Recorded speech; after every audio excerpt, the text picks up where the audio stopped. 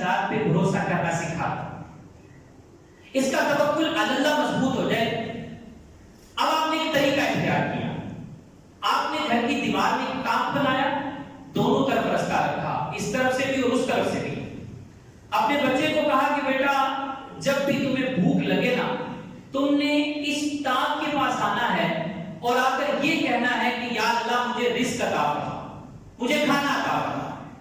اب دوسری طرف اپنی زوجہ کو حکم دے دیا کہ جب یہ بچہ یہاں پر آئے تو آپ نے کیا کرنا ہے کہ یہاں پر اس کے لیے کھانا رکھنا ہے، یہاں پر اس کے لیے۔ اب وقت گزرتا گیا، ایک دن ایسا ہوا کہ آپ کی زوجہ کھانا رکھنا بھول گئی۔ حضرت امام محمد بن حرب رحمۃ اللہ علیہ کی زوجہ کھانا رکھنا بھول گئی۔ اب بڑی پریشان، لیکن تھوڑی دیر کے بعد جب کمرے میں آئی تو دیکھا کہ بچہ کھانا کھا رہا ہے، بچہ تازہ کھانا کھا رہا ہے۔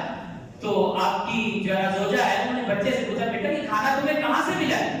حقیقت حال تو بچے کو نہیں پتا تھی، بیٹا یہ کھانا تمہیں کہاں سے ملا ہے؟ تو بچہ کہنے لگا کہ میرے رب نے مجھے کھانا دیا، جو رب مجھے روز کھانا دیتا ہے اس نے مجھے آج کھانا دیا ہے۔ اب جب آپ کی زوجہ نے یہ واقعہ آپ کو بتایا تو آپ نے کہا کہ اب کھانا رکھنا بند کر۔ کیوں؟ کیونکہ اب اس کا اللہ کی ذات پہ کامل یقین ہو چکا ہوا ہے، اب اس کا اللہ کی ذات پہ کامل بھروسہ ہو چکا ہوا ہے۔ اب کھانا رکھنا بند کر دو، اب یہ اللہ تعالیٰ سے ہی مانگے گا۔ اللہ کرے ایسی تربیت ہم بھی اپنے بچوں کی کرنے میں کامیاب ہو جائیں۔ یقین کیجئے میں اکثر یہ بات کرتا ہوں کہ ہماری اولاد کو، ہمارے بچوں کو، ہماری نوجوان نسل کو صرف پیسے کی ضرورت نہیں ہے، ان کو ان چیزوں کی بھی ضرورت ہے۔ جب ان چیزوں کی طرف توجہ دلائیں گے تو وہ جو پیسے کی طرف توجہ ہے، وہ جو مادیت پرستی ہے وہ ختم ہوگی، پھر اس کے اندر سے اپنا مفاد جو ہے وہ ختم ہوگا، پھر وہ دوسرے کے مفاد کو دیکھے گا، پھر وہ یہ نہیں دیکھے گا کہ یار میں یہ کام کر رہا ہوں اس میں میرے لیے کیا ہے، وہ یہ نہیں دیکھے گا، وہ یہ دیکھے گا کہ اس میں مسلمانوں کا، اللہ کی مخلوق کا فائدہ کتنا ہے۔ لیکن کیا ہے کہ ہم اس کے اندر اس چیز کو پیدا کرنے کی کوشش کریں۔ یہی آج کا درس ہے، یہی آج کا سبق ہے۔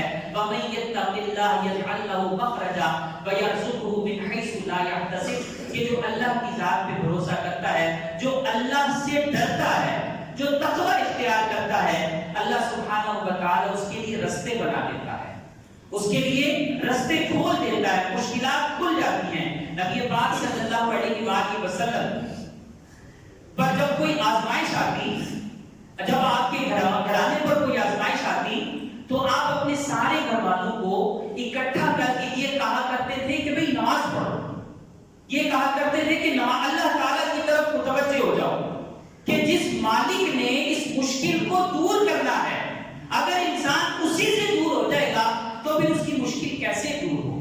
یہی تو فرمایا گیا نا، لو انکم کنتم توکلون علی اللہ حق توکلہ، کہ جس طرح توکل کرنے کا حق ہے، اور توکل کرنے کا حق ایسا ہی ہے کہ ہم جو ہے نا وہ بھروسہ اس کی ذات پر کریں، جو اس نے ہمیں احکامات ارشاد فرمائے ہیں ہم ان احکامات کے قریب آنے کی کوشش کریں، پھر انشاءاللہ سبحانہ و تعالی